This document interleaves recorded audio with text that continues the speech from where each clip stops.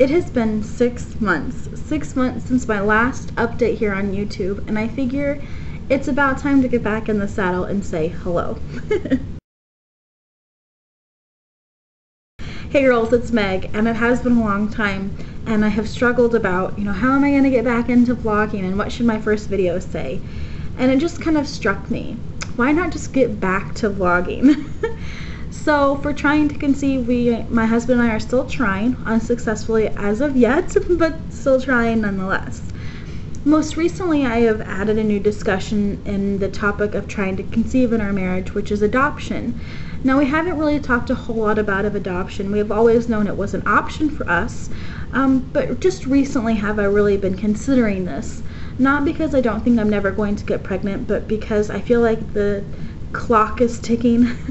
Brent will be 30 this year and I will be 27, and although we will not by any means be old, but it's just, time's tromping forward, and I would like to start our family sooner than later, and maybe that means adoption. So as I was kind of beginning to prepare my thoughts for that discussion, I was looking at adoption agencies, going to their sites and looking at their frequently asked questions. What kind of adoptions do they offer, domestic, international, sibling groups, special needs, everything that I could kind of get my hands on. And then I found this website, and I was really excited about it. I was looking at their options, I looked at some of the cost layouts, and then I saw this one tab that you could click on to learn more about that type of adoption, and it was called embryo adoption. And I had never heard of this, and maybe I'm the only one, maybe the rest of you have. But I found it really interesting. So what this adoption agency offers, as well as domestic and international special needs and sibling groups, they also offer embryo adoption, which is basically what it sounds. When a couple is infertile and they go through IVF treatments and say they have several embryos that are frozen and they never use them because they decide that they're either completed their family or no longer want to move forward with treatments, there are these embryos that are just left frozen that are good and need to be planted and grown and, become babies.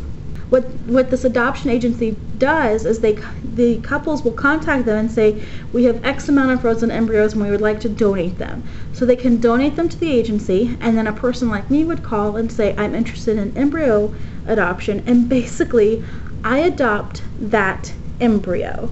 And all it is it would be like an IVF with already a made baby from somebody else. And I thought this was a very interesting concept. But the more and more I thought about it, one of the things that's always kept me away from adoption is that I want to be a mother first and foremost. And at this point, it's at the point where it doesn't matter how I become a mother, but being pregnant is still fairly important to me. It's still something I want to experience and go through. With adoption, I wouldn't get that, but if I adopted an embryo, just a seed at that point, basically, I would get it implanted and hopefully it would stick, and I'd literally become pregnant with someone else's baby. I just thought that was a really interesting concept. It's not something I've got to really discuss with Brent yet, so I guess I kind of want to start this video off as, how do you guys feel about embryo transfer, or I guess embryo adoption is what it's called. One, have you guys ever heard of that? And two, would you do it? Would you either be the one who donates your embryos that you will no longer need, or would you be the recipient? Would you adopt an embryo? I just think it's a really neat thing, and that's one thing about adoption that is just so amazing. There are so many revenues, and I have only begun to look at all the options. So I'm excited. We are still trying. I want to make that very clear. And we're not necessarily going towards adoption, we're just looking at it because we have many options in front of us, and we're kind of excited. I'm excited. So yeah, I hope that you guys are doing well. If you're curious, I am on cycle day 6. So I'm really excited.